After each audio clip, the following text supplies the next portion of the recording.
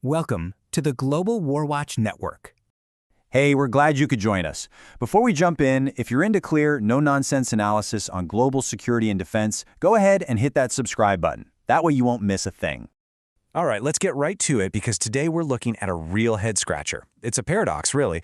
On one hand, you have India building its own nuclear-powered, nuclear-armed submarines. I mean, that's a massive technological achievement that puts them in a very exclusive club. But on the other hand, their project to build what you'd think are simpler, conventional diesel-electric subs, it's been stuck in neutral for decades. So how can a country master one of the most complex military technologies on the planet, but stumble on something that seems, well, easier?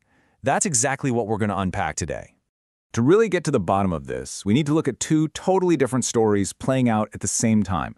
You've got the triumph of the nuclear sub program and the seemingly endless delay of the conventional one. But first, let's quickly get on the same page about what we're talking about. First up, the SSBN. Think of this as the ultimate insurance policy. It's nuclear-powered, which means it can stay hidden under the waves for months on end, and it carries long-range ballistic missiles. Its entire job is to be invisible, guaranteeing that a nation can strike back no matter what. It is all about strategic deterrence. And then you have the SSK. This is your more traditional diesel-electric attack submarine. It's a hunter killer designed to take out enemy ships and other subs. But here's the catch. It runs on batteries. And to recharge those batteries with its diesel engines, it has to get close to the surface and stick a snorkel out of the water.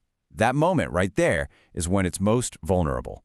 So keep those two in mind, the strategic SSBN and the tactical SSK. Okay, so let's start with the huge success story. India's indigenous nuclear submarine program, the one that gave us the Arihant class. You have to understand, this was way more than just another military project. Yeah, this was treated as a top-secret national mission from day one. The whole point was to establish the sea-based leg of India's nuclear triad, the ability to launch nukes from land, air, and sea. And that sea leg is the most important part for a country with a no-first-use policy like India. Why? Because an enemy can never be sure where your submarine is, which guarantees you can always strike back. It's the ultimate deterrent. And you can really see their focus and commitment just by looking at the evolution of the class. They didn't just build one and call it a day. The first one, INS Arihant, was the trailblazer. The second, INS Arihant, came with key improvements. And the third, Arihant, is set to be even bigger, carrying twice the missile payload. This shows a program that is not only working, but it's accelerating and delivering serious strategic results. Okay, so hold that success story in your mind. Now we're going to pivot to the other side of this paradox, Project 75 India, or P75I.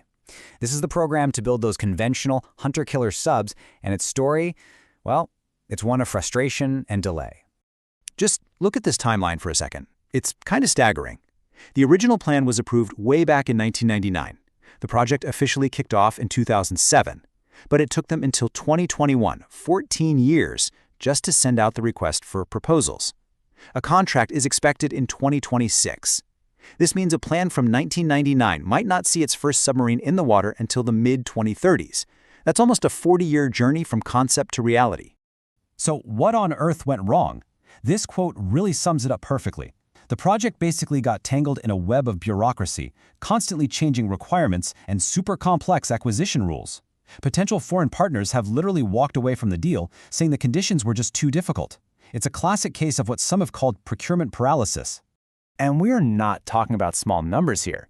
The estimated price tag for these 6 submarines is over $8 billion. That's a huge investment to have tied up in a project that's been waiting for the green light for over 2 decades. Which, of course, brings us right back to our central question. Why the huge difference? How does one program become a high-speed success while the other one is stuck in slow motion? The answer, it turns out, has everything to do with how the two projects were managed. It really boils down to this. The Arihant program was treated as a top-secret, must-succeed national security mission. It had direct oversight from the very highest levels of government, which allowed it to slash through red tape. Its goal was massive: national strategic deterrence. Project 75I, on the other hand, was handled like any other military purchase. It had to go through the normal, notoriously slow defense acquisition process with the much more routine goal of just modernizing the fleet. So here's the bottom line, the simplest way to think about it. The Arihant program was India's moonshot, a project with so much political will and national prestige behind it that failure just wasn't an option. Project 75I didn't have that urgency. It was just another item in the budget, and it got completely lost in the bureaucratic maze.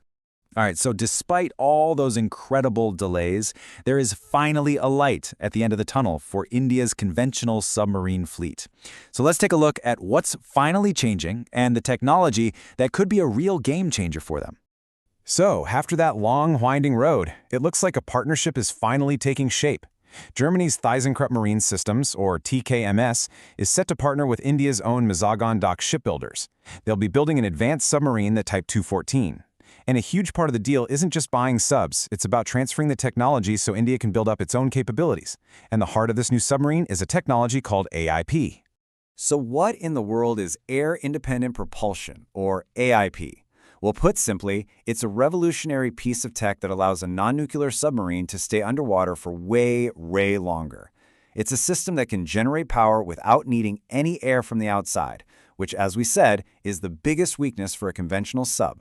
And this is exactly why it's such a big deal. First, no more snorkeling. That alone dramatically cuts down the chances of being spotted. Second, its underwater endurance skyrockets from a few days to maybe a few weeks. And third, these systems are incredibly quiet. Put it all together, and AIP helps bridge that stealth gap between a conventional sub and a nuclear one, making it a much deadlier and more survivable warship. And here's where the story comes full circle. In a move that sounds a lot like the Arihant success story, India isn't just relying on foreign tech. Its own defense research and development organization, the DRDO, is developing its own indigenous AIP system. This is a critical step for them to achieve true self-reliance in this really important area. So this all brings us to one final thought. The tale of these two submarine programs really shines a spotlight on a fundamental challenge for India. The country has proven it has the brains, the skill, and the ambition to create world-class technology. But as its power on the world stage continues to grow, its biggest hurdle might not be in the engineering lab, but in the halls of bureaucracy. The real question is, can India reform its procurement system to be as fast and effective as its engineers? And that's all we have for this explainer. If you found this breakdown interesting, please do us a favor and hit that like button, share this with someone, and of course, subscribe to the Global War Watch Network. We'd love to hear what you think down in the comments. Thanks for watching, and we'll see you for the next one.